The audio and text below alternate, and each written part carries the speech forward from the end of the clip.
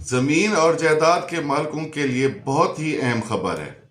अगर आप जायदाद के मालिक हैं और आपकी जायदाद पर किसी ने कब्जा कर रखा है या आपके पास कब्जा नहीं है या कब्जा छीन लिया है, तो आप फौरी तौर पर कब्जा हासिल कर सकते हैं। पंजाब हुकूमत ने एक बेहतरीन काम किया है, एक ऑर्डिनेंस जारी किया है, Punjab protection of ownership of immovable property.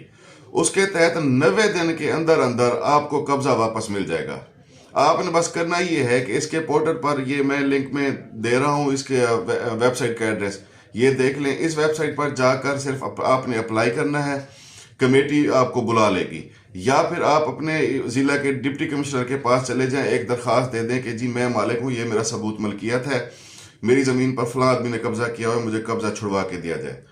एक कमेटी बनती है जिले लेवल पर जिसमें डिप्टी कमिश्नर, डीपीओ, एडीसीआर और मुतअद्दिद अफसरान शामिल होते हैं, जो आपका मौक़िफ़ सुनते हैं। समरी ट्रायल होता है, 90 दिन के अंदर अंदर फैसला करते हैं। आपकी ओनरशिप मुकम्मल है, आपके कागजात जेन्युइन है, ओनरशिप के आप मालिक हैं, तो फौरी तौर पर आपका कब्जा छुड़वा कर आपको दे दिया जाता है।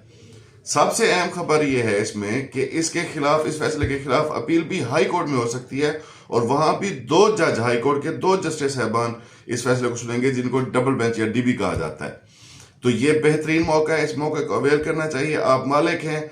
और इसमें एक अहम बात यह भी बताता जाऊं कि अगर कोई केस आपका चल रहा है, सिविल लिटिगेशन चल रही है, अरसा दराज से चल रही है, कोई अदालत में मुकदमा, तो कोई घबराने की बात नहीं है। कमेटी को यह अख्तियार हासिल है कि वो कोर्ट से वो मुकदमा उठा के अपने पास समाअत के लिए बुलवा ले।